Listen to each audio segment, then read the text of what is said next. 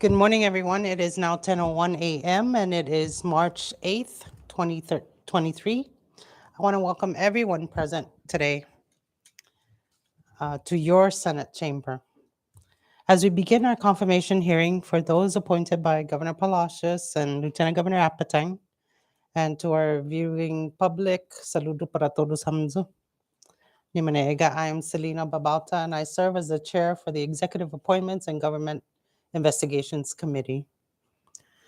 Before we proceed to the introductions, I'd like to take care of some housekeeping rules. This committee appreciates minimal distractions, so I ask that you please take a few moments right now to silence your electronic devices or turn them off. Additionally, we are live on cable local channel 23 and being live streamed on Facebook on the NMI Legislature web page or Facebook page. And I want to caution everyone that even though we break for recess for any reason during the meeting, Facebook will continue to live stream. I also want to introduce first the Legislative Bureau staff that are assisting the committee this morning. First, we have our legal counsel, Mr. Joe Bermudez. We have our legislative assistant assigned to the committee, Mr. Devin Macaranas. Our IT people handled by Mr. Delbert Camacho. And we also have to keep decorum and order in the chamber at all times. We have Senior Sergeant at Arms, Mr. Pedro Tawai, assisting us today. And then I would like to now ask the legislative assistant to call the roll for the committee. Senator Selena R. Babauta, Present. Senator Paul A. Manglonia, Senator Donald M. Manglonia, Senator Dennis C. Mendiola.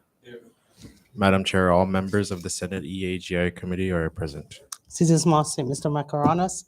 With all members present, we have the necessary quorum to conduct today's public hearing.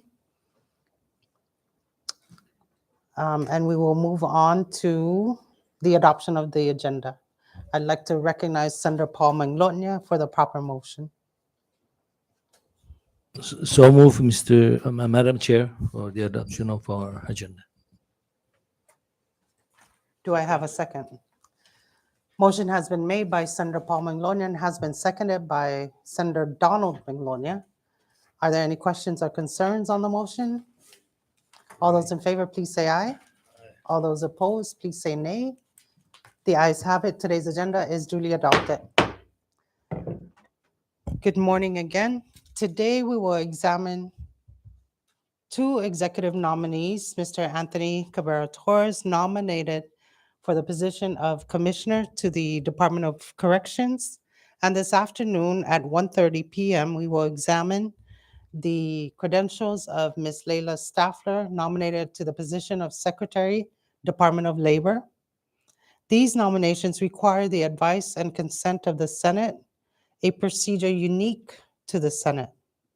This hearing is part of our democratic process for the legislature to exercise its authority under law and to examine the credentials and professional fitness of each candidate and to vet their credentials. This committee is charged with the obligation to recommend for confirmation or rejection of all candidates nominated by the executive committee. And that is why we are here today at this hearing this morning. These nominations come at a time when we are facing stormy financial crisis in this year. Is there anybody else who wishes to make a statement in the members? If there are none, we will move on. I'd like to now invite Mr. Oscar Babalta, the Special Assistant for Administration, and the candidate, the nominee, Mr. Anthony Torres, to please join us here.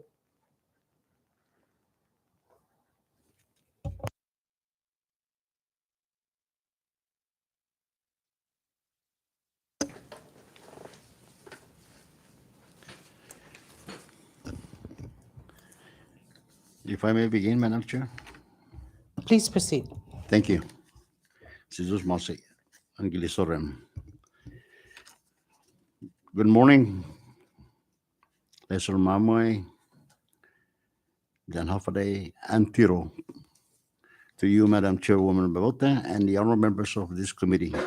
And I also wish to express also my gratitude and our half-day spirit to the members of the public and primarily members of the Department of Corrections who are here to witness their newly appointed nominee for the Secretary or Commissioner, Department of Corrections this morning, and also goes the same to the family and friends of the nominee, Mr. Anthony Cabrera Torres.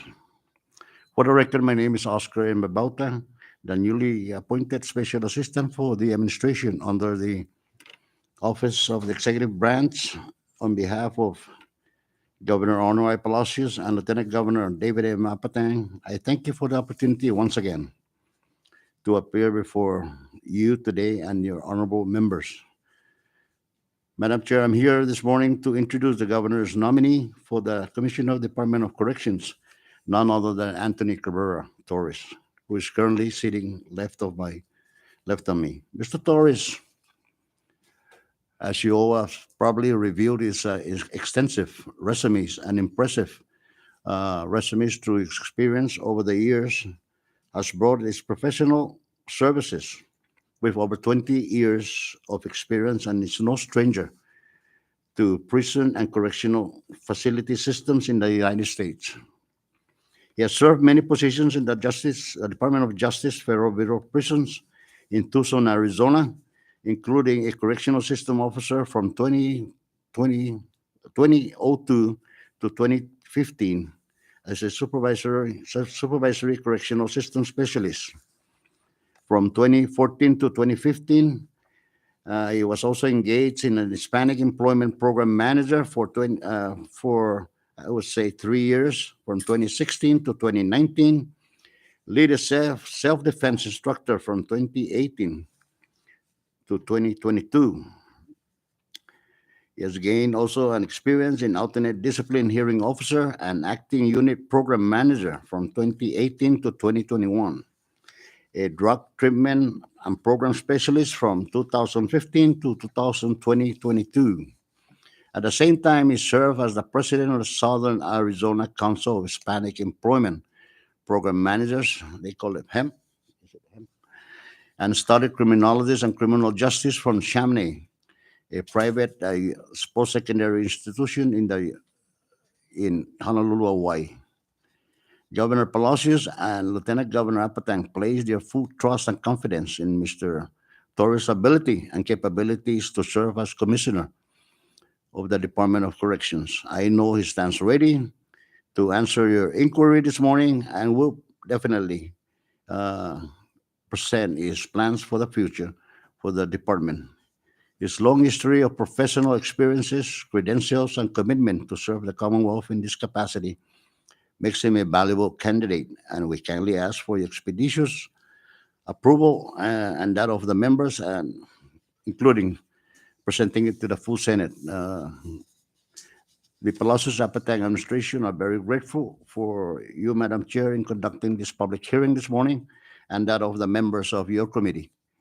And of course, it is the administration's fervent hope that as we deliberate today, that we arrive at a positive consensus amongst the members so that we may proceed moving forward the Commonwealth in all aspects of governance.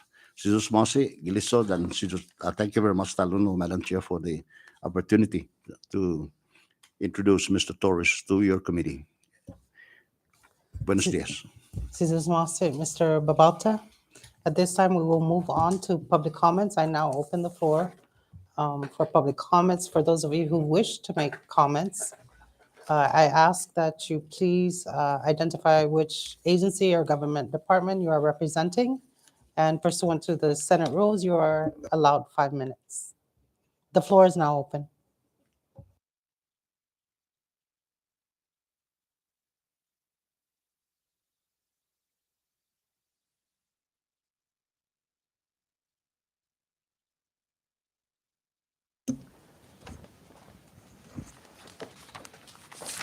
Thank you, Senators.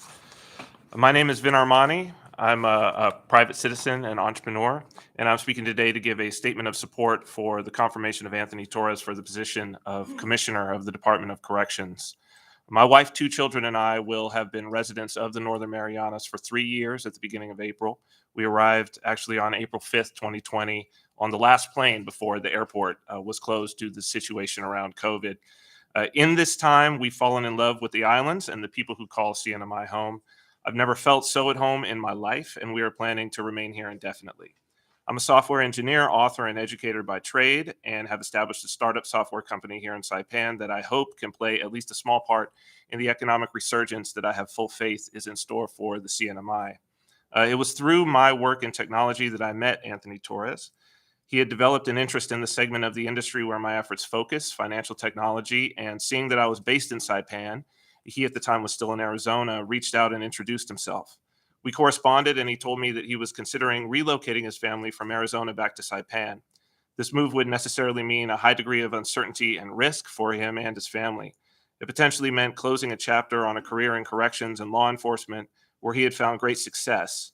Yet what he expressed to me and what touched me was a fervent desire to take the next step in his life, to move from a life of success, and anyone looking at his CV will have no doubt that he had accomplished that already, to a life of real significance. Through our correspondence and then in our many long in-person conversations on his visits to Saipan before making his permanent move, I came to understand just what Anthony saw as a life of significance. Again and again, I saw a man with a deep love for his family and his people, and a burning desire to be of service to both. When we would discuss what plans he had professionally once his move back home to CNMI was finally complete, our dialogue would always culminate in him saying, "What matters most is that I can be of service, that I can do good for this place and for the people." I'm honored to call Anthony Torres my friend. He and his family have been so kind to me and mine. It's easy to take a look at his resume and see that he is clearly a highly disciplined man who knows how to devote himself to a task over long periods of time and strives to perform at the highest level. What the resume doesn't show, but which anyone who spends time with Anthony knows, and what I can speak to today, is a man oriented toward the good, devoted to his family, dedicated to his people, who is exacting and yet fair, warm and patient, but strong and competent enough to bring order to even the most chaotic of situations. I consider myself a guest here in CNMI, and I will be forever grateful for the hospitality that is continually shown to my family and me. As a guest, I know that my words, they don't carry as much weight as those who will speak and ask questions today. I will say this, though. My younger daughter just turned 4 years old yesterday. She had just turned 1 when we arrived on Saipan. She has no memory of anywhere else in the world. God willing, she'll be able to grow to adulthood in this beautiful place, and it will always be home to her and her sister. I may be a guest here in CNMI, but my children, when they are adults, won't be, and I'm very proud of that. It's for them and their future that it matters to me so much to speak on behalf of Anthony Torres. It's for their sake that it matters to me that the reins of power in this place are held by good men and women, and Anthony Torres is a good man. I know that he's up to the task put before him, and I know his heart. We would be lucky, blessed to have him in the position to which I sincerely hope you confirm him today. Thank you very much. Thank you, Mr. Armani. The floor is still open for public comments.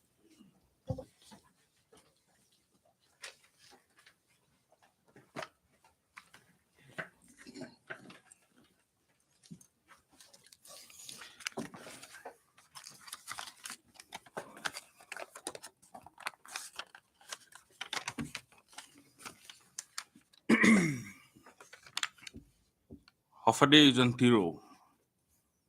Good morning, Madam Chair, members of the Senate. Thank you for giving me the opportunity to speak in support of our Commission of Correction.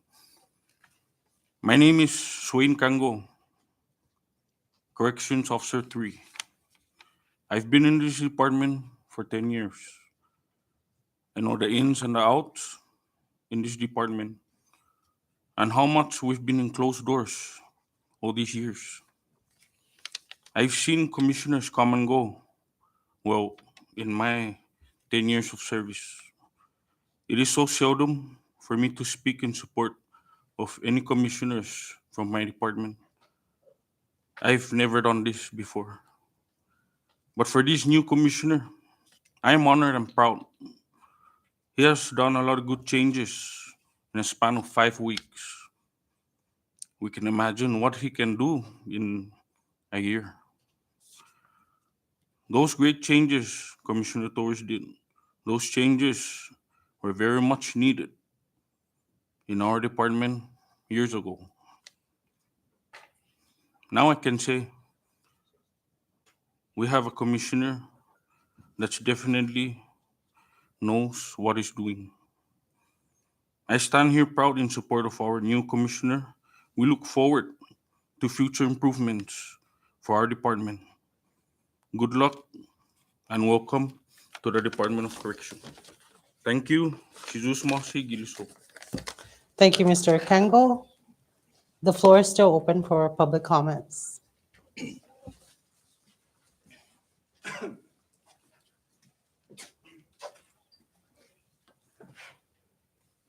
Good morning, Madam Chair, members of this august body. My name is Oscar Cabrera Torres. I am here in full support of the nominee, Mr. Anthony Cabrera Torres, to head the Department of Corrections. He is no stranger to the CNMI.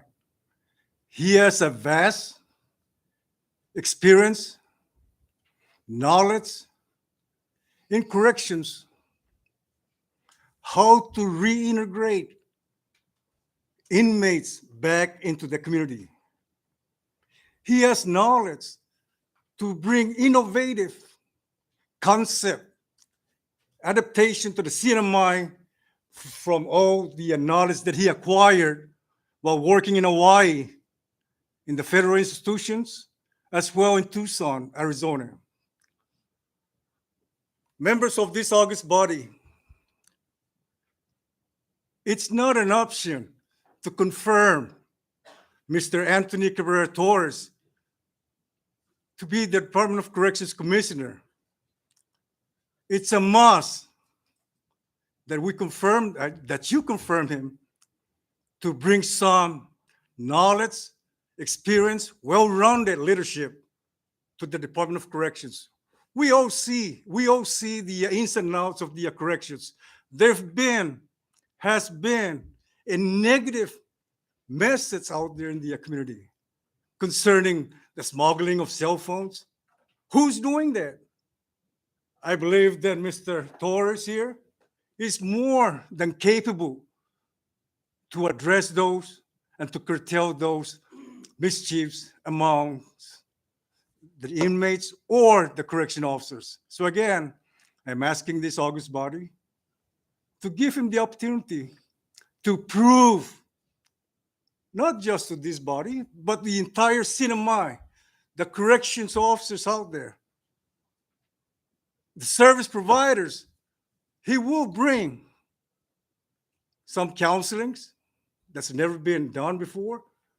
We need knowledge to bring people out, to bring people back into the community so that we can help these people who are reoffending. Again, thank you. Thank you, Mr. Torres. The floor is still open.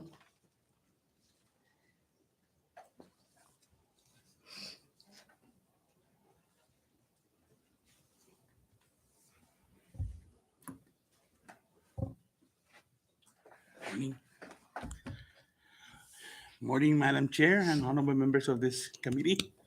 Thank you for the opportunity. My name is Claudio Cotomornorita.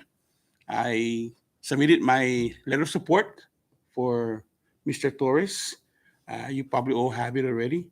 I do want to add a couple of more information to help you arrive at his confirmation and approval from this committee and the Senate as a whole. I, the former DPS commissioner, former fire commissioner, I tend to have some institutional knowledge as to the issues with the Department of Correction. Back in way back in a galaxy far, far away, DPS was corrections was under DPS, fire was under DPS, and of course the police was under DPS. And As I told Don a couple of weeks back, that that one of the major problems with DOC was that all the undesirable employees or police officers that were not making it on the street or having problems, issues, we would transfer them to corrections. It was a dumping ground, lack of a better word. It was a dumping ground. We will never be able to raise the quality of our corrections officers or their leaders in there because we just kept dumping people there, and that was all. They were just limited to just guarding the inmates, and that was it. The limitation of it. You know, when the legislature separated DOC from the Department of Public Safety, that was a great move. It allowed DOC to start hiring their own people, build up the character and quality of their people. But at the same time, the resources is an issue. And this is where, Tony's not going to talk about this, but I will. The Corrections Commission, as you all know, makes $54,000 a year. The Department of Fire Commissioner makes $54,000 a year. And the DPS Commissioner makes $54,000 a year. Nobody wants to take DOC. Nobody wants to leave their private sector job. Nobody wants to move back from the States and come here and work for $54,000 a year. Tony's arrival is a blessing for the Commonwealth. And when we heard that he was back on island, we poached him. His experience, his resume, you have it in front of you. There's no need for me to justify or explain how he should be the right character. Nobody else is qualified to lead this department. Not just be a corrections officer, but to lead. There's a bunch of corrections officers behind me. Corrections is like the police department. It's paramilitary. We follow the leader. They follow the leader. And the leader has to inspire his people. And they read his resume. They know him. They know what he has done. And these guys will follow Tony.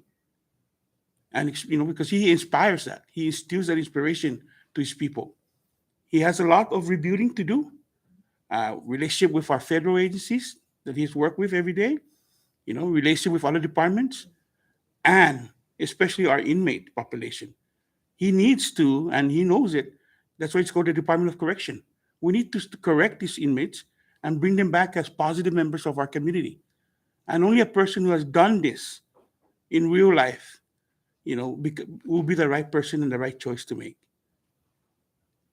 The time of dumping whoever you want to dump at corrections needs to stop. And it's in your hands, ladies and gentlemen, chairwoman and members. It is in your hands. And we need to make sure that we let the salary or give the salary that is attractive for these people to maintain. I see former Defense Commissioner Senator Mendiola here. He's in the same boat with me and other previous commissioners. It's a hard subject to talk about, especially now with all of our financial woes. But we need to start somewhere. And you can start at the top and you can bring in the qualification, bachelor's degree or 20 years of service. You set the qualification. But you need to do that now. It's a time because we will never be able to attract the right people or bring our people back home that are there in states working or in Hawaii and so forth. I urge you, Tony is the right candidate for this position. I urge you and your colleagues in the Senate for your quick confirmation. DOC needs help now. Thank you. Mr. Norita, the floor is still open.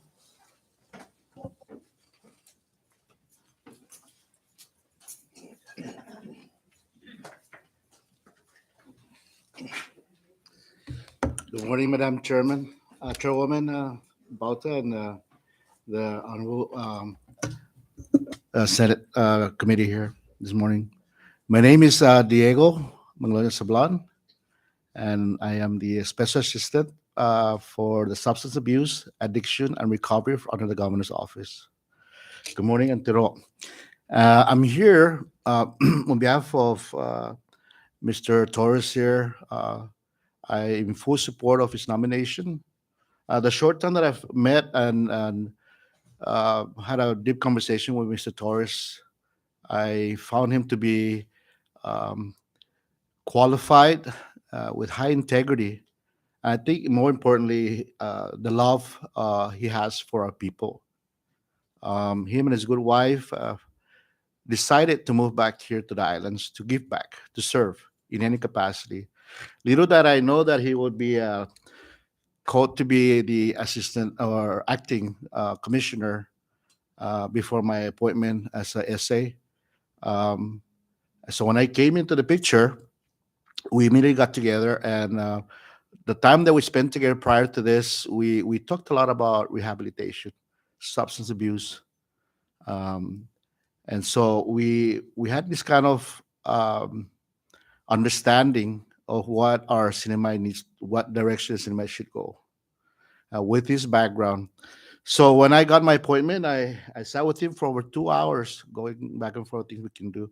And one of the things that we both agree that the DOC needs um, a program that will allow the inmates before prior to leaving the OC to be start their rehabilitation and to do that reintegration back to the community. And so when opportunity came up, there's a grant called Reentry Grant under SAMHSA. I called Tony and said, hey, I'm going to work on this grant. I need your support. I need your support letter. And he was on board. So last week and a half, it was due yesterday. So I'm happy to report to Tony that I submitted that successfully to SAMHSA. And I'm praying that it'll get approved. That money would allow us to use the Hope Center to do the things that Tony and I talked about, counseling. We're going to develop a career center at the Hope Center and find them in a path of career, such as work, jobs. Education, whether NMTI, NMC, or maybe become a farmer. We got a big patch of land up at the STAR program. So, little background with Tony. I've not only that spent time with him, but along with his wife, Fiona. She's also a counselor in substance abuse and worked in the field of social work. And they both are passionate with this work. So not only we getting Tony as if he does get nominated, but we also a strong person next to him to help him through that process. And I know that they'll be working together to help us move forward with this critical area with drug addiction here in the cinema. So again, I am in full support of his nomination. Thank you. Thank you, Mr. Sablan. The floor is still open for public comments.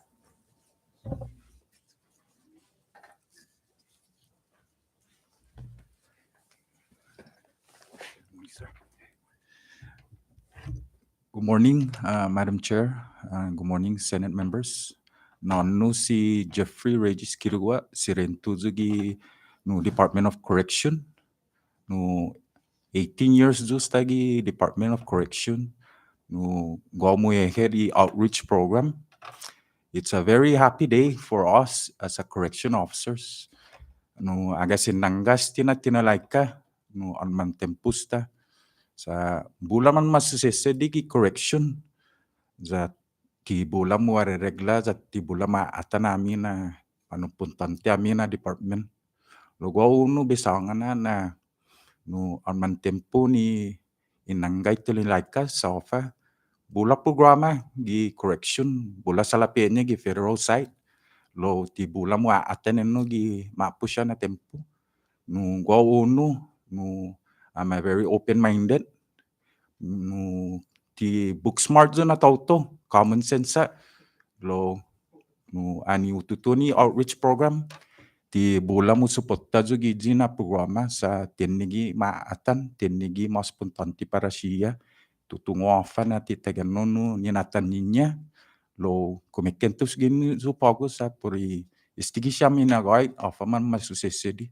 Jana maguf Pauguzo sa no gaigi si Mr. Torres gini na in supopotan na para giza po no babaja mi ni chalan jina chalan ni para i nebu siya na tinalaika gi correction sa sta aman tempo amin ni mamadesi gi papa no tibula kumemprendi loki no correction ti security guard ami no sinya maestro doctor counselor todo no siya in line gi Tetsumami lo tibula kumun prendi sa kada gua budget hearing tibula musasangan uzingen no siya na klasin no tso gi correction no go bisangan na sen gi siya minagay no manzulo kini mamadesi gi correction no go no tutunju gi sampapapa no ti manaliligo zo no rank Tsotsogi often sini now ni poro maliit na go uno no official no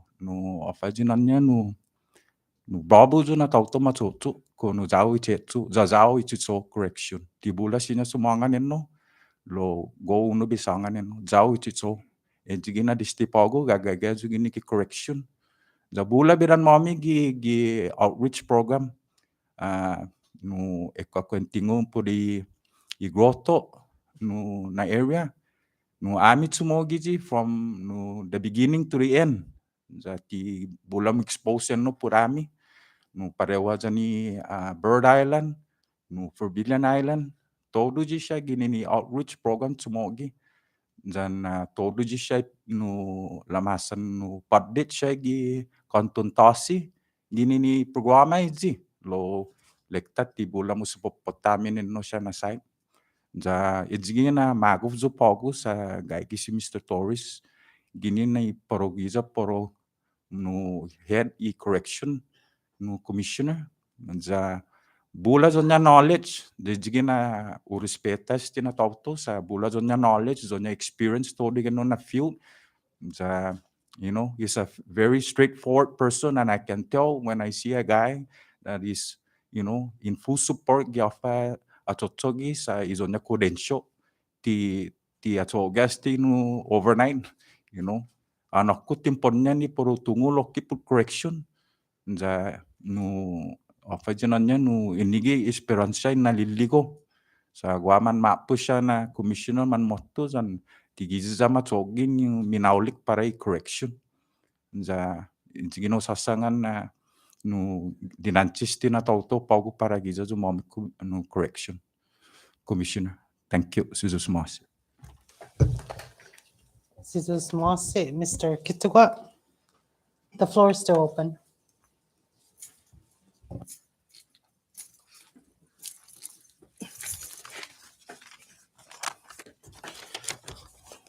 So, morning, Madam Chair, and the Senate, Free and Tiro. My name is Lieutenant Marvin B. Seman. I've been with the Department of Correction for about 17 years. And on those years, I had the opportunity to work with different commissioners. You got former and retired police officers, current DOC officer who is our director now, and even others that were selected by previous administration. On January 30, Mr. Torres assumed his duty as our acting commissioner. And during that time, I noticed without wasting time, he started to work with staff members, from coordinating and conducting shakedowns early in the morning, attending conference, seminars, trainings, coordinating with Homeland Security in regards to tsunami evacuation. And in fact, I can proudly say, as of today, at 2 o'clock, I'll be having even another meeting with Homeland Security in regards to putting this plan into act. Checking on resources and trying to find solution for our juvenile detention section. And the list can go on and on and on. Through media coverage, hearing our governor and lieutenant governor stating that they will be appointing qualified cabinet members to government agencies, I can proudly say in regards to appointing the head of our department, they had kept their words. Based on Mr. Torres' background, I would say he is way more qualified to lead us at DOC. Mr. Torres has numerous qualifications and experience that if he is confirmed with his abilities and skills, I know he would share it with us, train us, assist us, and lead us into accomplishing our goals at DOC. Because in the end, it's not to benefit him, me, or you, but for our department and for the people of RCNMI. We like to encourage our people who go off island for school, job, or any type of great opportunities to return back, and if they can, give back to the people. Ladies and gentlemen, that is what Mr. Torres did. With his skills, certification, experience, qualifications, etc., he could have found better opportunities that would benefit him and his family, a higher pay, or even expand his qualification. But no, he decided to come home. He decided to give back to his island. He decided to put a stop to every opportunity he could have possessed while in the States and help us in the department to be successful. With that said, I can proudly say that Mr. Torres is a leader. And yes, we all know he won't be with us forever, but with his knowledge, I know it will be applied forever. So I ask you, members of the Senate, to confirm him so he can pave our path and lead us to success. Thank you again and good morning. Good morning, and thank you, Mr. Semen. The floor is still open for public comments.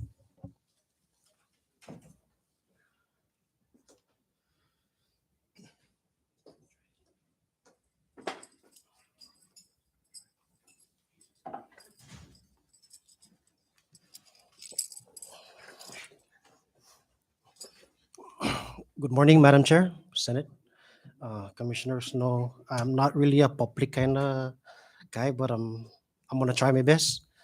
I don't have any speech prepared, so I'm gonna speak from how I feel, and I think that's like the best way to explain to the Senate body. Okay, the beginning with the acting commissioner. I thought it's just gonna be another person to occupy the seat and just come. May I interrupt you for a moment? May I ask you to please state your name? Oh, and I'm the sorry. entity For the record. I'm sorry. I am Joaquin Sablan. I'm a corrections lieutenant.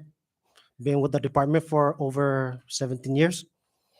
Uh, okay, going back to what I said, the beginning, I thought it was just going to be another person to occupy the seat, just in and out, never get to talk to him, never get to know the person. But with the acting commissioner, he actually took the time and speak with individuals and actually see our interest. And my interest and my goal for the department is to provide more programs. That is my, how do you say it? That is what I'm looking forward to, is to provide more programs. I told Commissioner how I felt about rehabilitation, vocational and education, and he strongly agrees with me. We are working closely with CGC, with SAR, trying to open up new programs. He's been exposing me to a lot of people where I can connect myself, channel myself. I mean, he's not just giving himself the opportunity, he's actually spreading out, giving everybody the opportunity to rise. He's not just thinking about himself. He's very, how do you say it, selfless. He's thinking for everybody, but not just himself. And I appreciate that.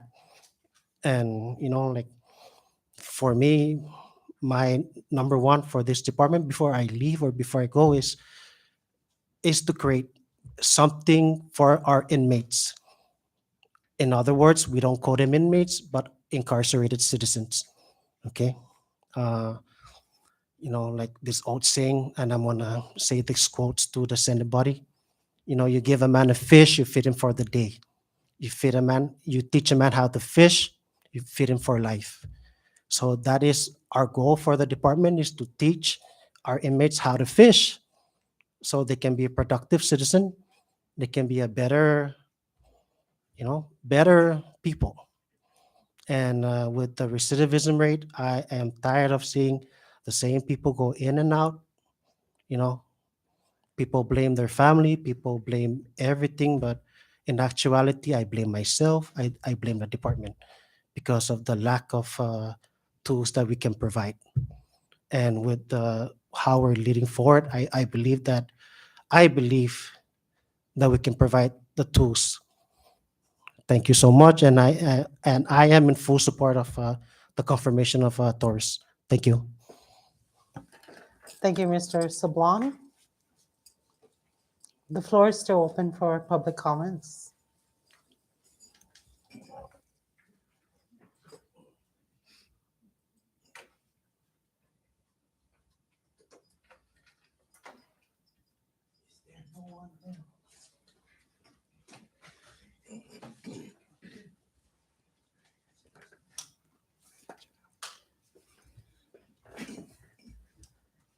Good morning, Madam Chair, members.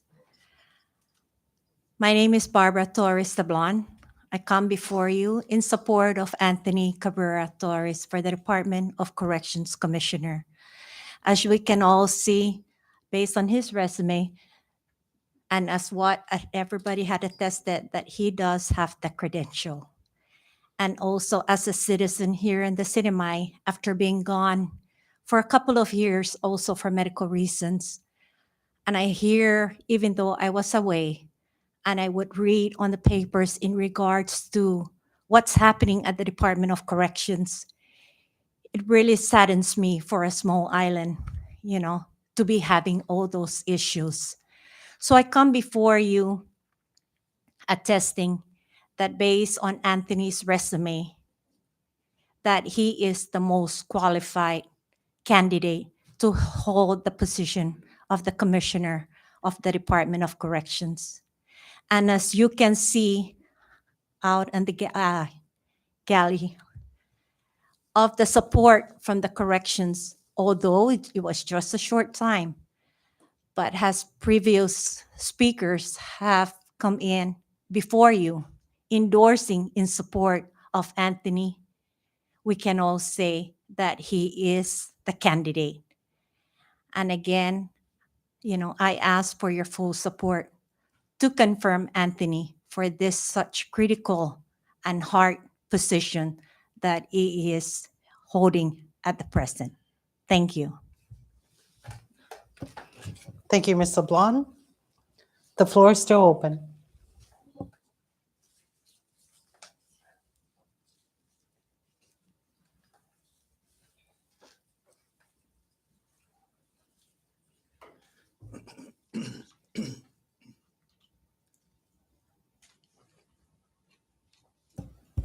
If there are none, we will proceed. Mr. Torres, I'd like to ask you to please stand and raise your right hand as the legislative assistant, Mr. Devin Macaranos, will administer the oath. Anthony C. Torres, you do solemnly swear under the penalty of perjury that the testimony you shall give in the matter at hand shall be the truth, the whole truth, and nothing but the truth. I do. Thank you. You may be seated. This time I will open the floor to members of the committee to ask their questions. Before we do that, I'm sorry, Mr. Torres, if you'd like to make an opening statement and introduce any family members you have here present, you may do so at this time. Thank you.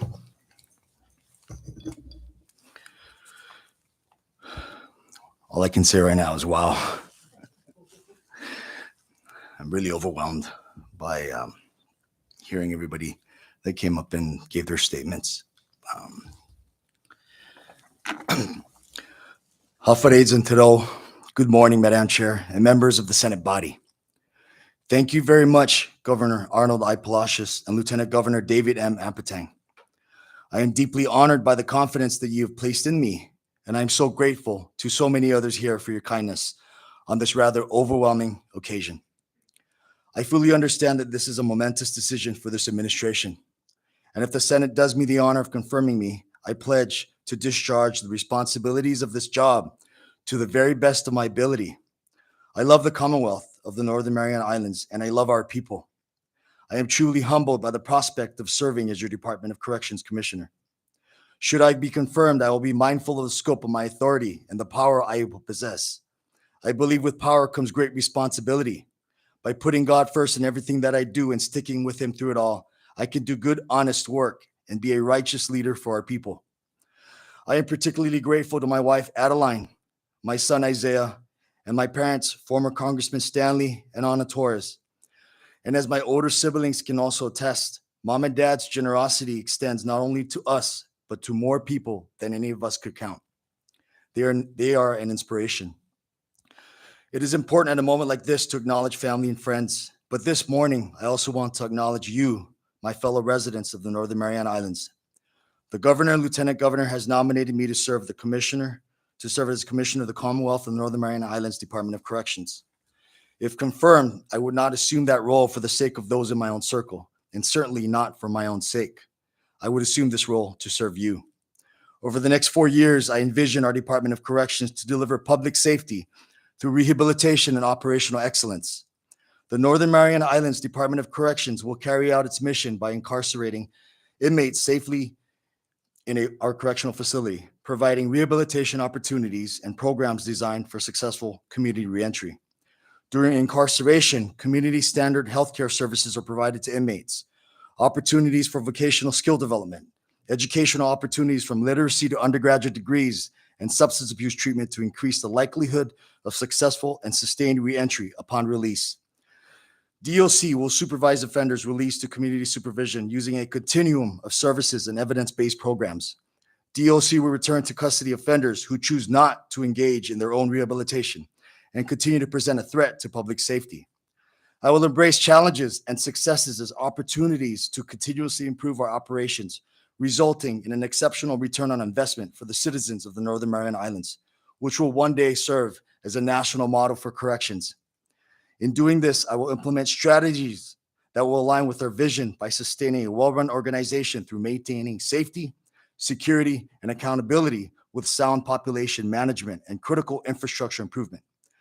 I will pursue staff engagement by reviewing historical vacancies and turnover, then implement initiatives to increase employee retention by utilizing available compensation strategies, expanding communication and leadership training, and ensuring a safe work environment. I will improve inmate quality of life by supporting and increasing opportunities of inmate programming, religious services, visitation, education, and job training through deployment of new technology and upgrading critical infrastructure. I will work on fostering strong relationships with our community and external stakeholders, healthcare, mental health contractors, and work to improve and sustain excellent inmate health care provision, using data to manage performance and establishing specialized training for contractors.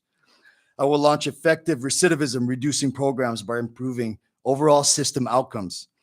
Initiatives include increasing the treatment and program capacity to meet the needs of the inmate population and improving communication in the transition from inmate to offender. I will work to improve public confidence by increasing engagement with external stakeholders and enhancing customer service. I will further develop community partnerships by increasing public awareness and confidence. I will discharge my duties and vow to demonstrate the attitudes of honesty, open-mindedness, gratitude, caring, responsibility, objectivity, willingness, and humility. I promise to demonstrate the attitude of honesty by not only being honest with others, but also with myself. I will demonstrate integrity by doing the right things even when no one is looking and leading with full transparency. I will demonstrate open-mindedness by being self-aware and sensitive to other beliefs, cultures, ways of thinking, and by possessing a growth mindset. I will demonstrate gratitude by being thankful every day for God blessing me with my family, friends, health, and opportunities that I'm presented with. I will demonstrate caring by being of service to our community, staff, and inmates with empathy and compassion. I will demonstrate responsibility by holding myself accountable and taking extreme ownership for my actions, as well as holding others accountable when necessary. I will demonstrate objectivity by not being quick to judge, looking at all sides and gathering all the facts before formulating an opinion. I will demonstrate willingness by exhibiting readiness, eagerness in thinking outside of the box, standing up for what I believe in and taking action when necessary. I will demonstrate humility by serving and leading with a pure heart, free of pride and arrogance. I have no illusions that the road ahead of me will be easy, either for the short term or the long haul. I never imagined that I would find myself in this position, but now that I am, I assure you that I will meet the challenge with both humility and courage. I will continuously work to be the change I wish to see in our community by leading from the front, encouraging independent thinking and team empowerment. Members of the Commonwealth of the Northern Mariana Islands Senate, I look forward to working with you during the confirmation process, and I will do my very best to demonstrate that I'm worthy of your support. Thank you, and God bless RCNMI. Thank you, Mr. Torres. The floor is now open for members to ask their questions of you.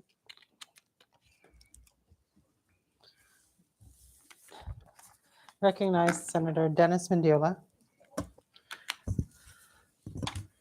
Mr. Torres, let me just start off by saying I think your household is just naturally loud, no? Because the testimony that came from a few Tauruses were pretty loud, but that shows confidence. So, anyways, I'm looking at some of the lineage that you have. I was in the House of Representatives in 1998 when your father was serving as a congressman, and then I've also had the pleasure of working with your brother, also a public servant now in Guam. So you come from a family of public servants. So I commend you guys, all of you guys. And then to make the step or the leap coming back home, it's commendable. It's noble in itself. And then we look at your resume. It's you've done it all. You have a lot of experience. So really, the question is, what is your plan really to try and integrate?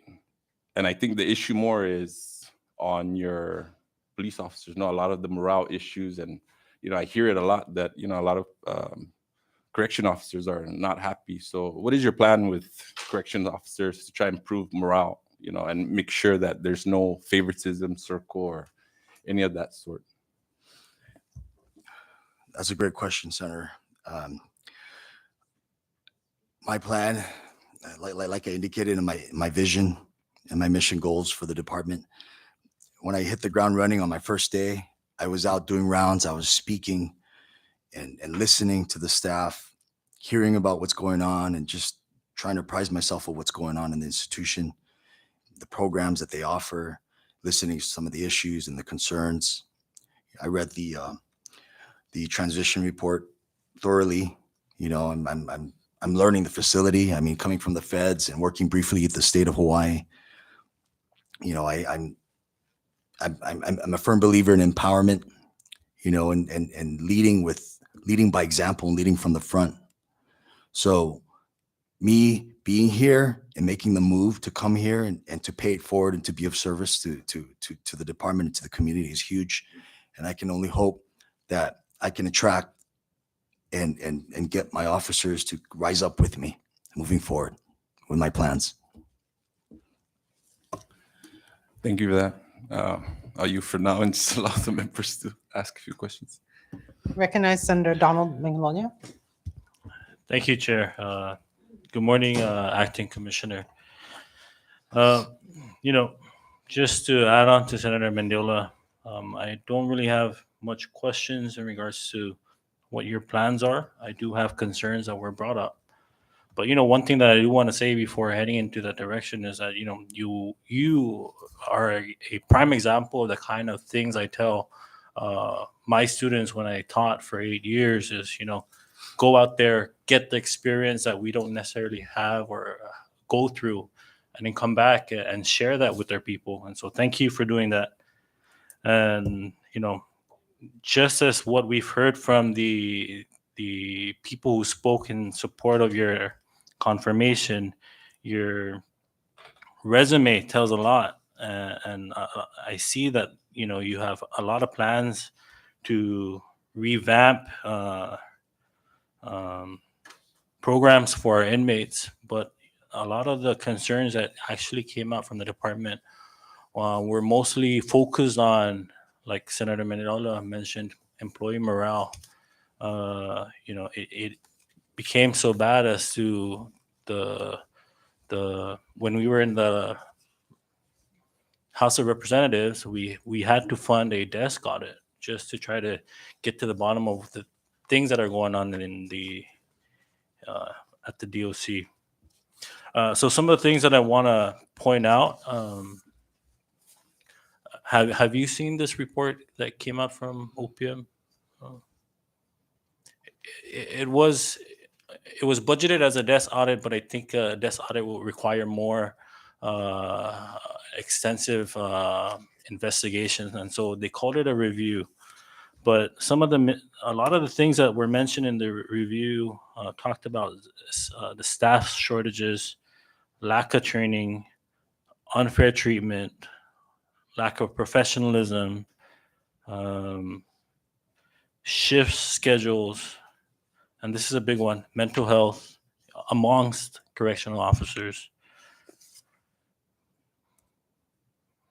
And just medical attention, requiring medical professionals to come on board because some of the inmates are being given their medicines by unlicensed professionals. But these are some of the issues that were brought up, and it's unfortunate because I chaired the budget committee in the House for the past two years, and the only concerns that I hear are basically what was mentioned in these hearings was we're fine with what we have. Whatever we need, we ask the governor. But when this report came out, there's a lot of things that need further attention, and so I'm hoping that these are stuff that you look into. I can surely provide you the report, or you can request it from OPM to get a better understanding of their findings. But just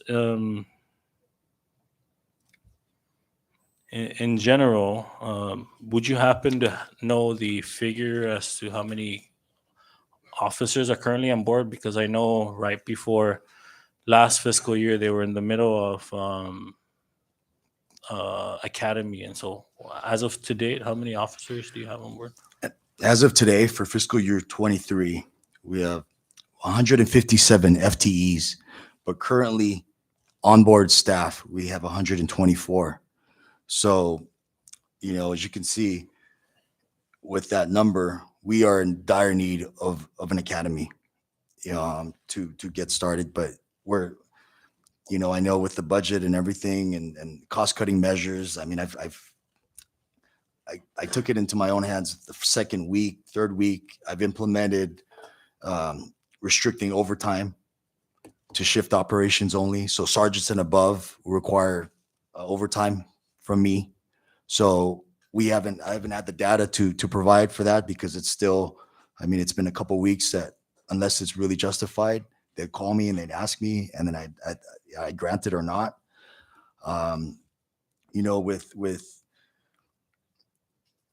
With the overtime situation, I've tasked a roster committee or a schedule committee to come up with a plan so that we can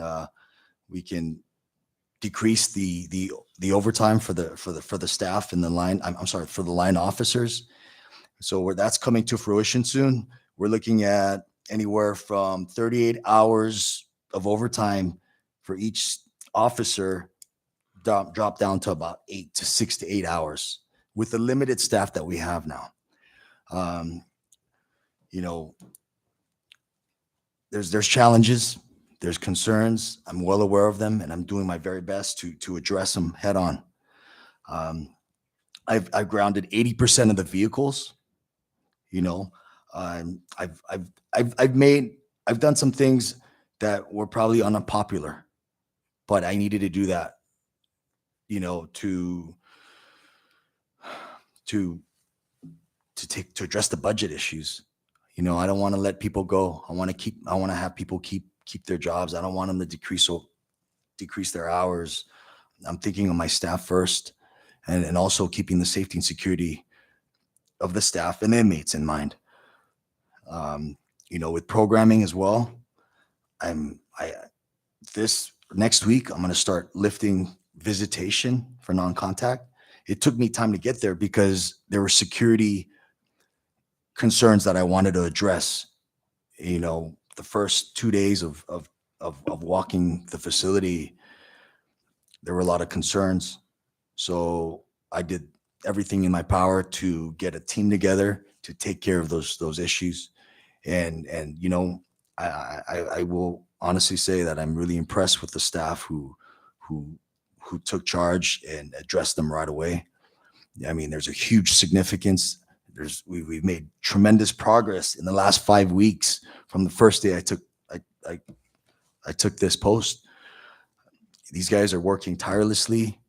They're doing everything that they can to address some of these issues, and while at the same time working with me to get programs together. I'm being really, really, really creative in my approach to think outside of the box to save our government money. I mean, there's also, I'm hoping, you know, if some of these other plans that I'll share with you go through, we're looking at saving the government $40,000 a month in expenditures alone by collaborating with an agency. I know on the top of my priority list is looking for a new JDU unit, because we have our juveniles in the adult facility since 2015, and it impedes the orderly running of our institution. I need that unit back. I need that unit back, and I need to get my juveniles into another facility. So we've been planning and hoping. I've reached out to the acting commissioner, DPS at the time, and the PJ to hopefully give us back and support one of the facilities, or support our plan in renovating that facility for a JDU unit. Having that one unit back will do leaps and bounds. I'm also, with the support of the government, the governor's office, lieutenant governor, and the House, to even look at maybe even getting some of the inmates from Guam over. I mean, handpicking those 9 violent offenders. Guam is under the consent decree for DOC. Instead of sending them over to Honolulu or to the mainland, spending thousands of dollars to send them over there, why can't we just send them here? That's revenue generation right there. We'll create revenue. They're paying us per inmate, say 100 inmates as an example. We'll keep them in that one unit. They'll send them here. Family will come and visit them. I mean, it makes sense. We have the space. Why not? So things like that, I'm looking at, and with support, we can make this happen. But little things like that, I mean, I can go on and on and on. I'm looking at segments and meeting goals in each segment, and hopefully in about 6 months or a year, check back with me, or maybe check back with me in 100 days, and I'll have some data to show the progress. Thank you for that. So some of these things that you brought up are even new issues. I mean, as you're talking about 124 currently on board, but it was only 4 months ago where we just had an academy of, I guess, 38 at the time. I don't know if that has changed, and so we've seen a lot of turnover, especially with the department. And so one thing that was also brought up in this report was just, and this is for the public to know more of, so that they can see the type of environment you're heading into. The report stated that correctional officers were in a pay period were going up to as far as 106 hours in overtime, anywhere from 64 to 106 in overtime. And even just seeing that and hearing that some of these officers work 12 to 16 hours a day for 6 days, and even not having days off, could be contributing to why a lot of them are leaving, and with the pay. And so moving forward, if you get confirmed, I know one of the goals that I wanted to see is to increase pay for law enforcement officers. However, we also have to be mindful of how many officers we're trying to bring on board, and that'll even be costing the government much more. And so how can we look at the current personnel we have and trying to spread them to where they're not overworked, but where we can also it'll be easier for us to offer them a higher pay, rather than trying to bring more people on board. And now, if you know what I mean, we have so many officers, and now that would just justify the current pay. And so those are some of the things that we will hope to see in the coming years. I mean, budget season, if you get confirmed, you'll be right back here in another 3 months, 2 to 3 months, and so I hope to get more answers from you then. And so that and I appreciate you mentioning that you've reduced costs in the last fiscal year. It was reported that the department had overspent 1.6 million, and so you know, that's something to. And I know you've already discussed that you've already made plans to try to bring costs down, and so I appreciate that. At this time, Madam Chair, you. Thank you, Senator Manglonia. Senator Mendiola, you're recognized. Acting Commissioner, you're actually in luck.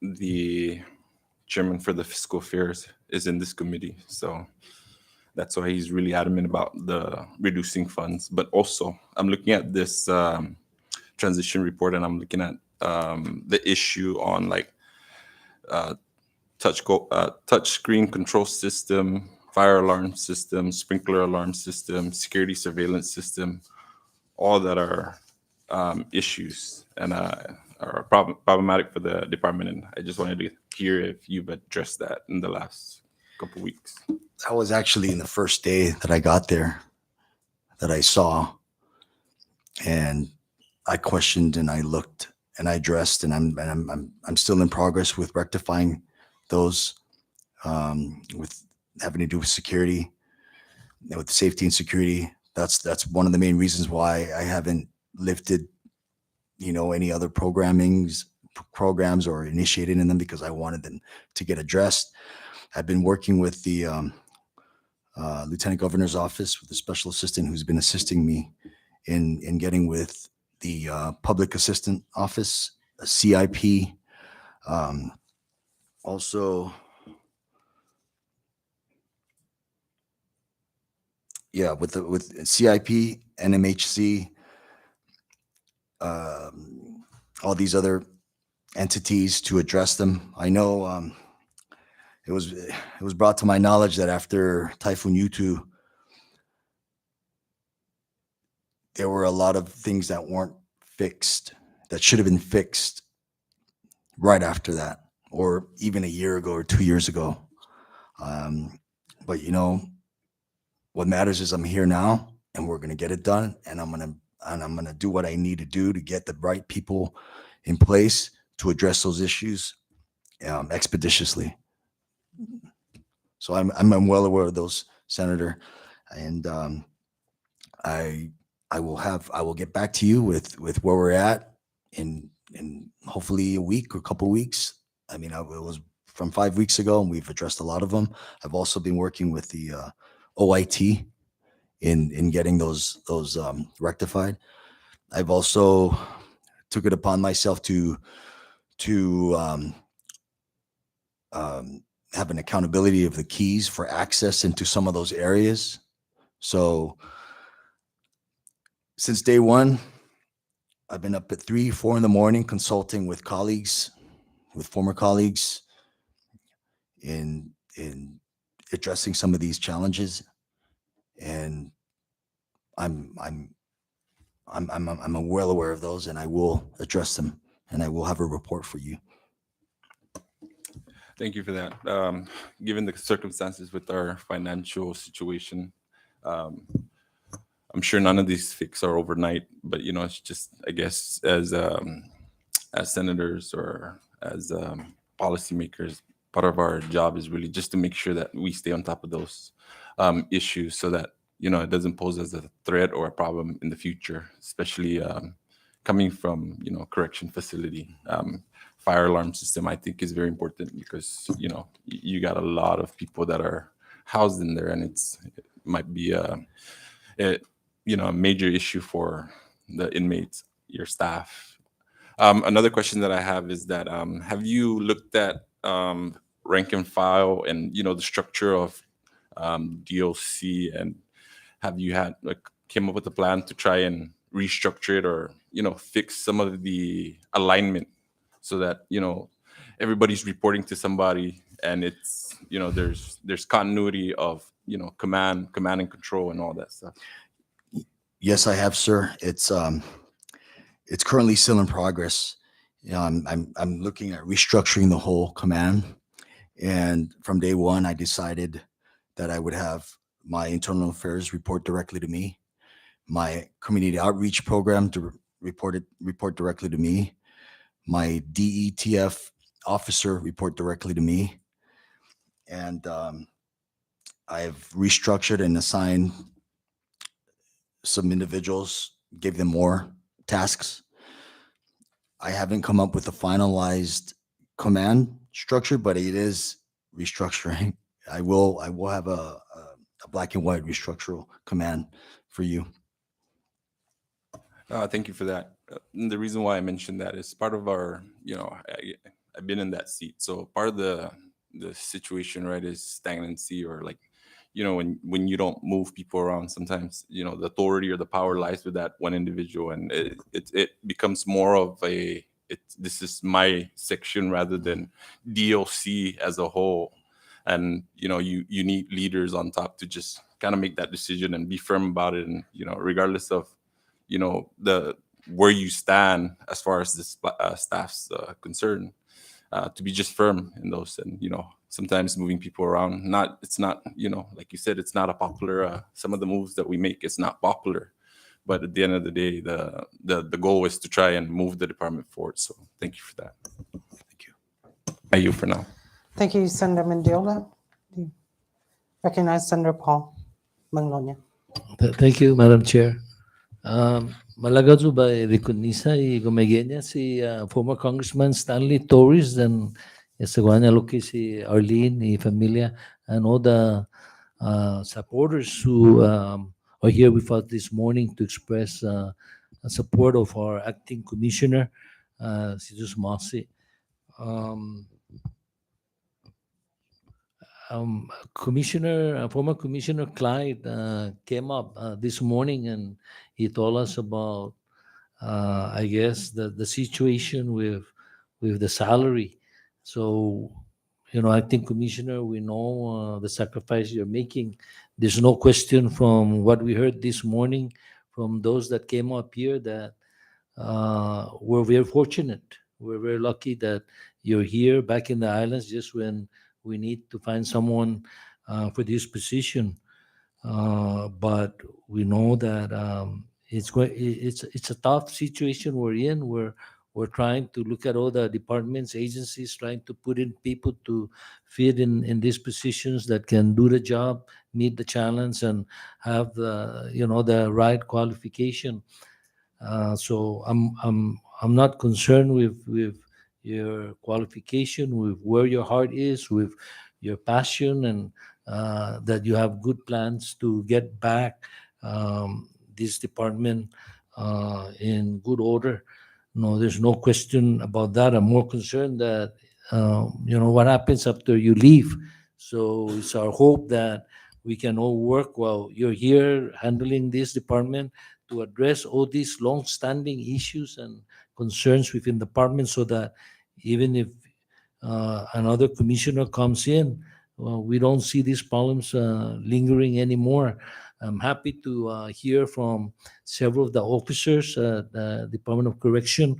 A couple of them have been there for 17 more years, and they're finally feeling some optimism and looking forward to you taking charge.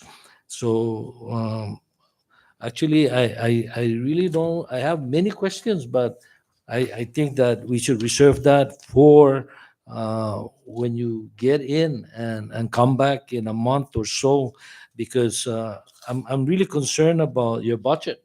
I mean, it seems to be fluctuating tremendously year from year to year, and this afternoon we have a meeting with the governor, the legislators, and we're going to talk about shortfalls and more belt tightening. So I'm concerned, and I'd rather that we talk about your budget situation when you have the opportunity to really examine and look over in great detail the challenges financially for you and as well as others.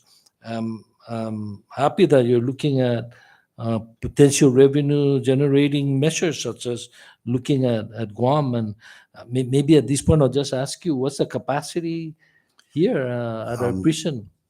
Close to 550, around 500, a little over 500. Little over 500. Yeah. And, But and right how now many incarcerated citizens do we have? we have 284. 284. So we're at 50%. That's a little bit over. Why did they put Guam under consent decree? I Do you know? I don't know, Senator, but I'm assuming it's kind of the reason why we were placed in the consent decree and then was lifted by Chief Judge Maglonia. I'm learning about the consent decree and Well, I'm just wondering whether that's something that we can look for the next few years, and Absolutely. that's certainly something to consider. I know that in the past there were people that were actually recommending putting a federal prison on Rhoda so that we can hire people, sell them our produce and feed the prisoners, and then their families will come and visit, right? To that. Disagree. So, so there were people that were recommending that. That's how desperate the economy is down there. But we have the facility here in Saipan. I guess the issue is, and which is what the questioning earlier was on the personnel and the training, right, and staffing. Because even if we want to visit that route, we still have those challenges here. And so just on the, I'm happy to hear also from Officer Curugua, because the transition report actually mentioned about 4 of your officers heading this program, but only 11 inmates out of 284. Uh, that's how many only out of 284 that are actually qualified to go out and participate in this community outreach program? Well, currently, yes, like that are oversaw by Sergeant Kitugwa and his crew. That community outreach program in Capitol Hill, they're in the electrical engineering class, I believe, right now. And in addition to that, they go around and they provide grounds maintenance for a lot of the government buildings. They've done renovations, like Sergeant Kitugwa mentioned, indicated Grotto and Bird Island and all that in the past. I went up there and I toured the facility, and I saw that they were growing some produce, and they had a few chicken coops for egg farming. So that's something I would love to expand on for the outreach program to increase agriculture, egg farming up there, and also maybe even look at the facility in the back area for the females to farm as well. Yeah, I'm just concerned that the officer Oh. mentioned they're not being recognized, right? So actually, we talk about revenue generating. This is actually cost cutting, right? Because we can get help from this outreach program, and they did a beautiful job at Grotto. That's a clean area now, and some parks which we need to do more of. And I know that the MBA and Parks and Recs are struggling to catch up and keep up with this maintenance needed out in our tourist site, which was emphasized that we really need to, before we even get all the airline seats back, we need to get our house in order. So yeah, I just want to point that out and recognize their effort, and I think that we should focus in that area more. Thank you, Commissioner, for acknowledging that. What about the physician? I'm sorry, the full-time nurse, is that addressed already? We're looking into that. Currently, we have one medical doctor, physician. When I came on board, I, you know, them not having a nurse was kind of a concern or is a concern. And I'm hoping that we can, I mean, the reality is nobody really, nurses that get out of nursing school don't jump at the opportunity of working in a correctional facility. It's been a struggle in the Federal Bureau of Prisons as well. But some of the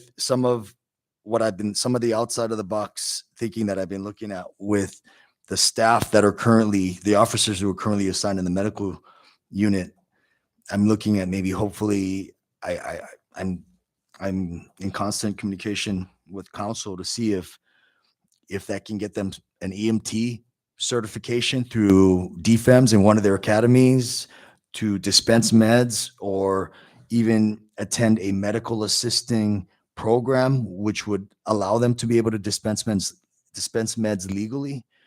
Um, those are things I'm looking at. And also, I'll share with you through conversation with the one of the medical officers or officers in the medical unit who's very passionate, who loves her job. She's been there for the last year and she's really interested in pursuing a medical assistant certificate or even a nursing degree. I support her goals of doing that. And if we can incentivize some of our staff members to, in this specific situation, she can go and get certified or become a nurse and stay working in the correctional facility. That's huge. Already somebody who's a sworn officer, who's a nurse, who wants to work there, who's passionate about her job. That's the piece that I'm talking about in terms of empowerment. Training, collateral duties. I'm well aware of the different areas of the facility. You have all these different segments. There are all these different moving parts. People just think, oh, we just keep them in, we guard them. No, we do a lot. It's like a little city in there. You got medical unit, you got receiving and discharge, you got internal affairs, you got admin, business administration, computer, IT. I mean, the list can go on and on and on. So my job there is to hopefully, and I'm not trying to reinvent the wheel. This is something that's been done in the Bureau of Prisons, and this is a way to attract individuals who go to the academy but have a focus. They want to be an IT person. Okay, they go to the academy, they come back, boom, they apply for the IT position. Boom, they're sworn officers and IT. Just things like that. I mean, in the Bureau of Prisons, everyone is correctional workers first. Everybody gets paid that law enforcement pay. Everybody responds to an emergency if there is one, but everybody has a wheelhouse. They have all their different areas, their areas of focus. So if we can mirror that, this would be huge. Thank you, Commissioner. I'm sure your officers are looking forward to you starting officially on the job. Madam Chair, I have other questions, but I'll reserve that till maybe the budget meetings. And thank you. Thank you. I guess it's my turn. I have a lot to ask, or not a lot, but some of them bring to your attention some concerns. But before I do that, I want to state for the record those also who submitted letters of support for your confirmation. Mr. Justice Alvarez, also known locally as Cookie Alvarez, Ms. Rita Iglesias, Ms. Georgia Cabrera, Ms. Monette S. Ogo, Mr. Claudio Norita, as he stated, Mr. Jose Mafnes, Director of Customs and Biosecurity, Mr. Gil Mejias, he is the Emergency Preparedness, U.S. Department of Justice, Federal Bureau of Prisons, Tucson, Arizona, and Mr. Ralph Uggan, a former corrections officer from the Halava Correctional Facility in Hawaii. Let me start. Since you started reporting to the Department of Corrections, have you identified any serious problems within the system or personnel issues? I've I have, Madam Chair, and in the first week, I met with my upper management and I laid out my expectations.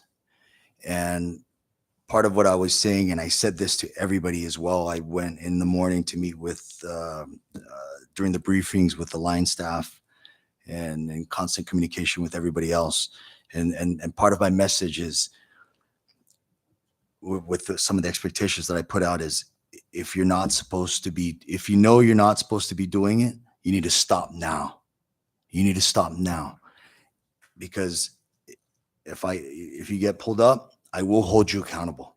And for those of you who are, you know, struggling with an addiction of some sort, reach out to me and I will adhere to your confidentiality and we'll try to get you some treatment. But if you wait till after 2-3 weeks and you get randomly selected and you pop positive, I will hold you accountable. And in my leadership style, I'm firm, fair, and consistent in what I say. And I said that out to everybody, to include my upper management and my line staff. So, you know, I'm well aware of a lot of those issues, ma'am, and I'm doing my best to decrease it, mitigate it. You know, especially with the contraband coming in, I had to let everybody know we need to get back. We need to get back to the basics. Increase your shakedowns. You know, if you have to tell an inmate to put his hands on the wall and pat him down, challenge them in that respect. You know, go into their cells, shake them down. You know, these things that weren't doing. I know in the second week, I got with the director of customs and biosecurity and the Colonel JJ Atale, and it was through my decision. I asked and my request for him to bring the dogs down, and I didn't let anybody know, none of my staff, because I'm well aware. You know, so of how you tell one person you get it planned, everybody. It's just I know how that rolls. So he, you know, worked it out with me and said, okay, I'll be there. I won't even tell my staff. I was like, I appreciate that. The day before, I got with two of my staff. I said, meet me at 0500 hours in the morning. They didn't ask me why. And if they did, I wouldn't tell them. They showed up at 5 a.m. and dogs were barking and everything. I was like, oh, wow. With limited staff, we went in and we did a haste shakedown. And yeah, we found contraband. And we went into the other units. Of course, they were able to flush it down because they heard the dogs and they did whatever they needed to do. But that gave me an opportunity to do a full sweep and to kind of have an idea of what I'm dealing with. And I plan to do that more and more and more. And until we can get the facility to where it should be. Thank you. I'm glad you said you're aware of those issues because I don't work at corrections, but I am aware of some of the major issues happening. And I will speak to that later on. You mentioned about the JDU, the Juvenile Detention Unit, and they're still housed at the adult correctional facility. Is that correct? Yes, ma'am.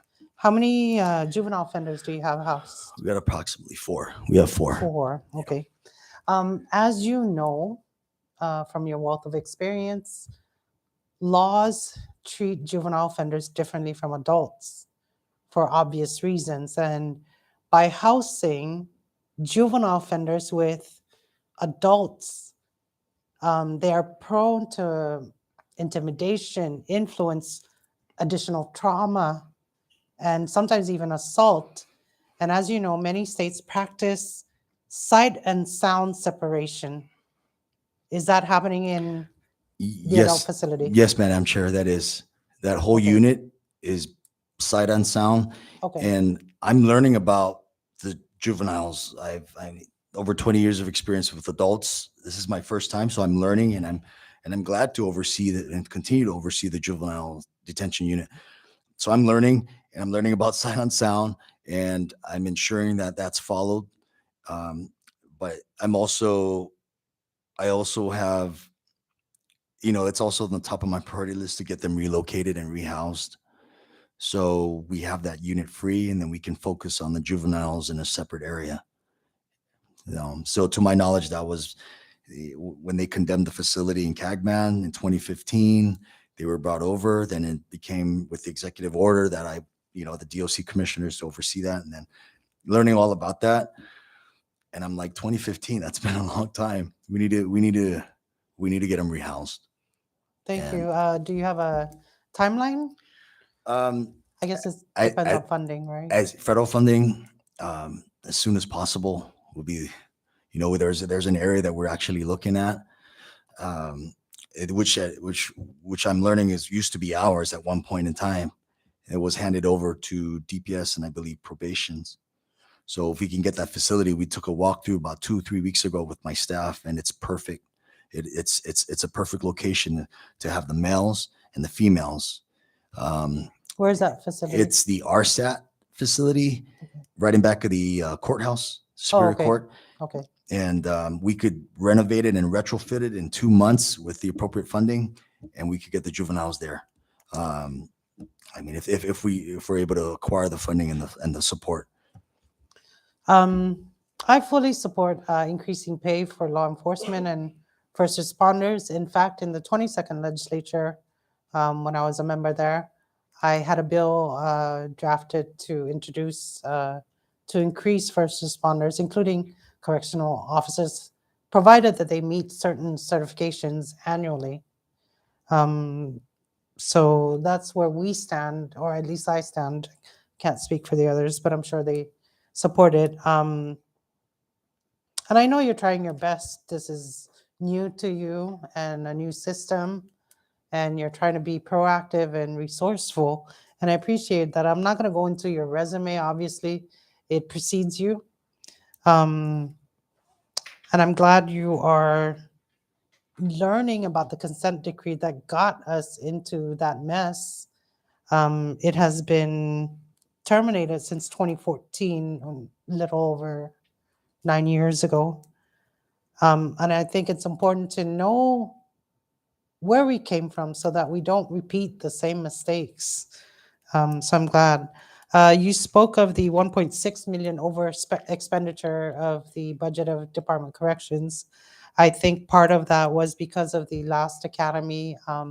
It wasn't budgeted, and the former commissioner started that academy without the legislature knowing. So that may be part of your over expenditures. Community outreach. I have been made aware that some parts of that program may have been abused, not by Department of Corrections officers, but they were making picnic tables, trailers for other people, not affiliated in any way for the Department of Corrections. And I don't know if you are aware of that. I heard a little bit about it. I've heard a little bit about some of those concerns. In the first week or second week, I took the initiative to go and do a formal meet and greet, an introduction with various local agencies, judges, federal agencies as well. And one of those agencies was the Public Auditor's Office. And just to have a sit down, introduce, and learn about some of the things that I can be made aware of moving forward, that I can assist with them, and a mutual collaboration.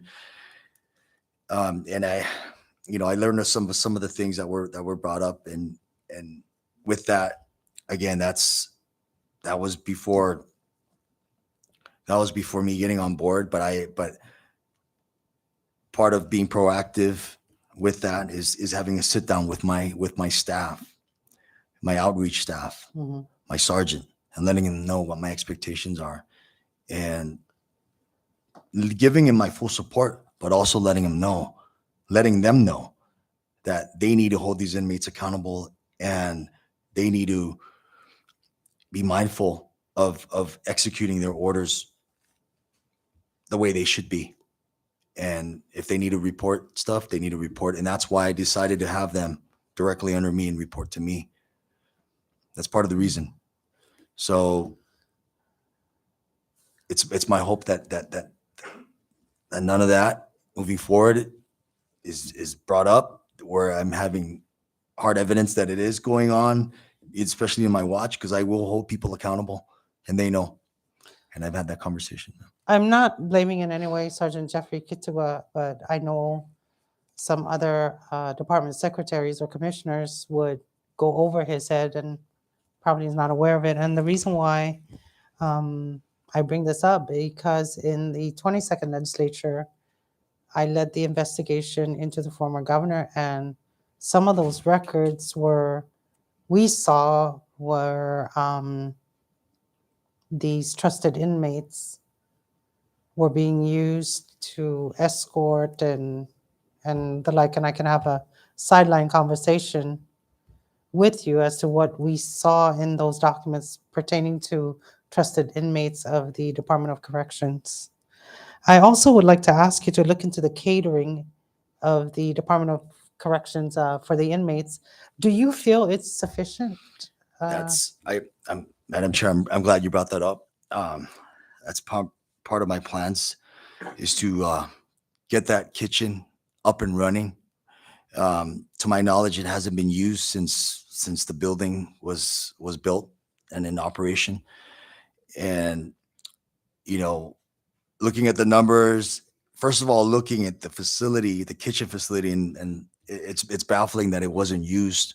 So part of my goal in my tenure here, in my assignment, is to get that facility up and running, to hopefully partner with NMTI or some other culinary management that can help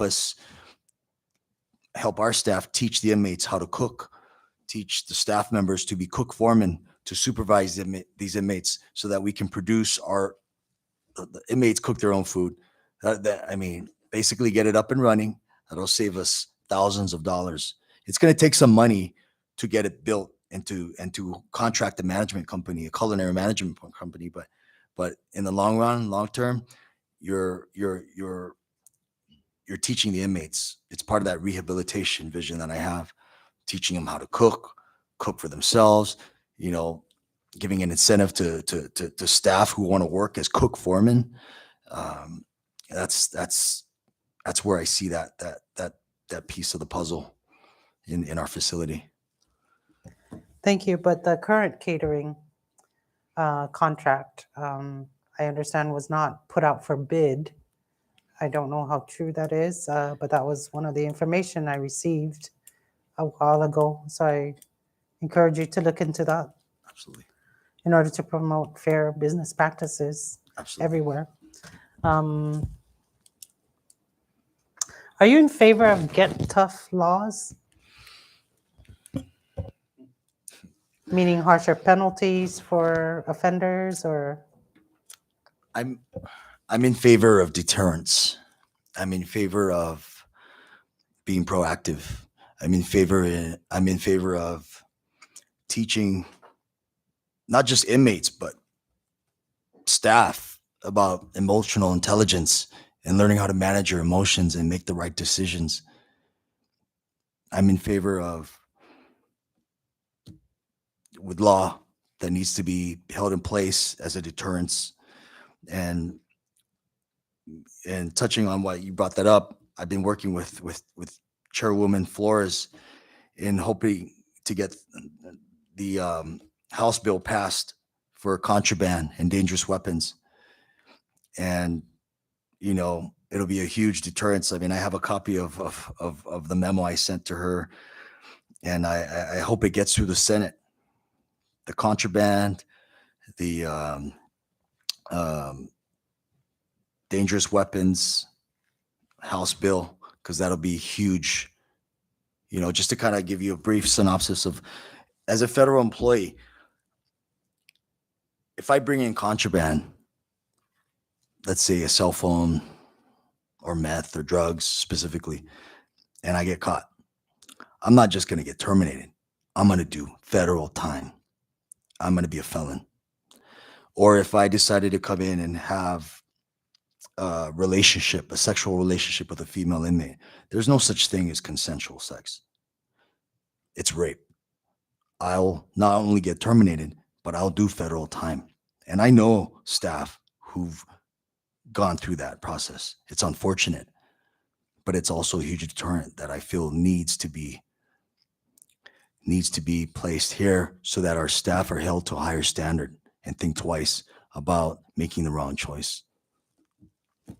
Thank you for bringing up that bill. I'm familiar with it. It was introduced last legislature and in fact went through my committee. Unfortunately, the last Senate didn't pass it through.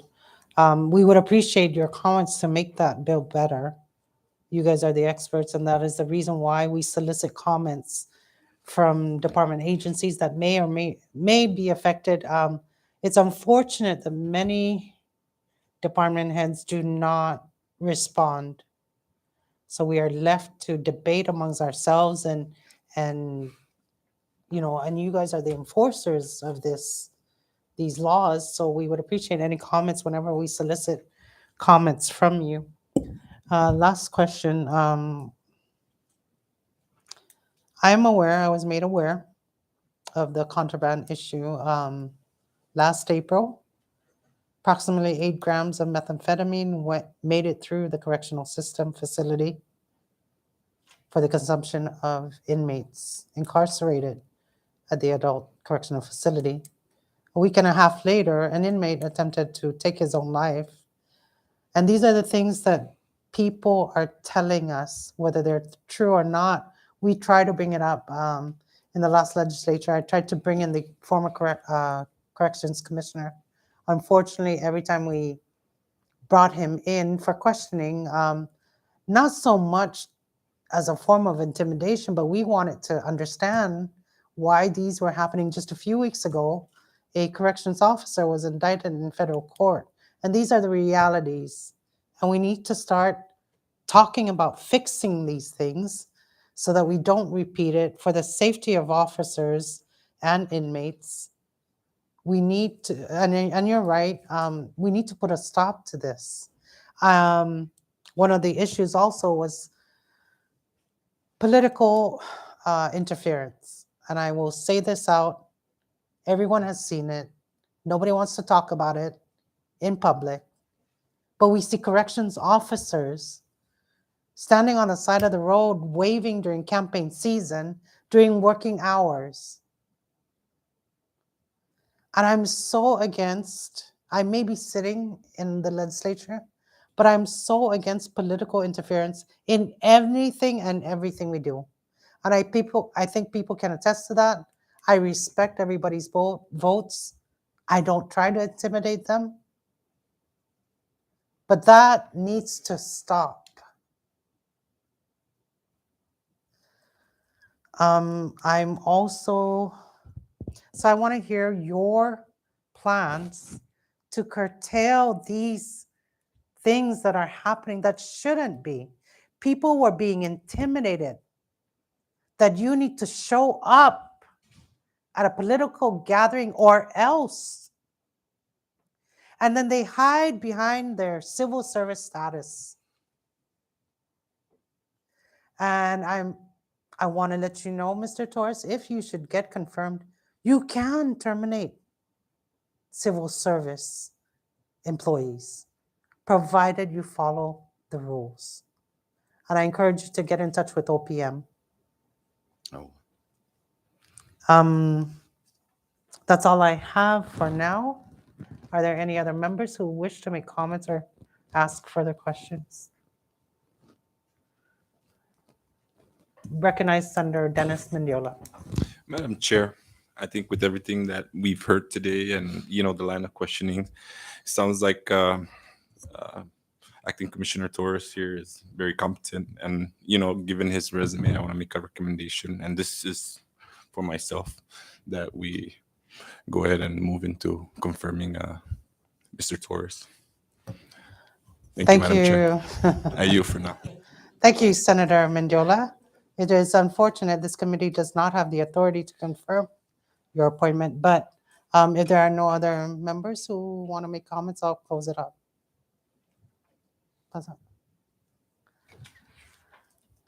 Mr. Torres, the badge you may wear as Commissioner of the Department of Corrections is a symbol of public trust and authority. And I hope you live up to the standards that shield, that badge is identified with. You've heard from corrections officers in this chamber. They have longed for true leadership. And I know that, I understand that. And you've come at the right time, I think. Your qualifications, like I said, precede you. Very impressive resume and experience. And we are fortunate that you would bring those experiences to the CNMI. It is sorely needed at the Department of Corrections. And I know it's a stressful job for all the correctional officers, and especially when the uptempo of the mission or the operations is high. We want to support you in your plans, and we also appreciate the fact that you're trying to live within your means, your budget, and that helps us a lot. And we will be seeing you, as Senator Manglonia, both Senators Manglonia have stated, we will be seeing you soon for a budget call. And it is, this committee, I think, has determined that you meet the expectations, the qualifications of the Commissioner, Department of Corrections. And it would be my pleasure to speak on behalf of the members that we will recommend your confirmation as Commissioner, Department of Corrections. Congratulations. Thank you. Thank you, ma'am.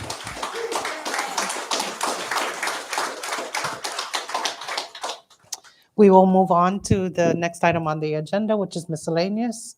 And at this time, are there any members who wish to bring up anything? Just that in speaking with Madam Chair earlier, and for those who will be here this afternoon to support the hearing for Acting Secretary Staffler, we will be moving it to 1:30 due to a pressing meeting that the members will be attending. Is that so? Yeah. Thank you. Next up on the agenda, I'd like to recognize Senator Donald Manglonia to offer the motion to, I'm sorry, we're going to recess because we can't adjourn this meeting. This meeting is hereby in recess. It is now 11:49 a.m. Thank you.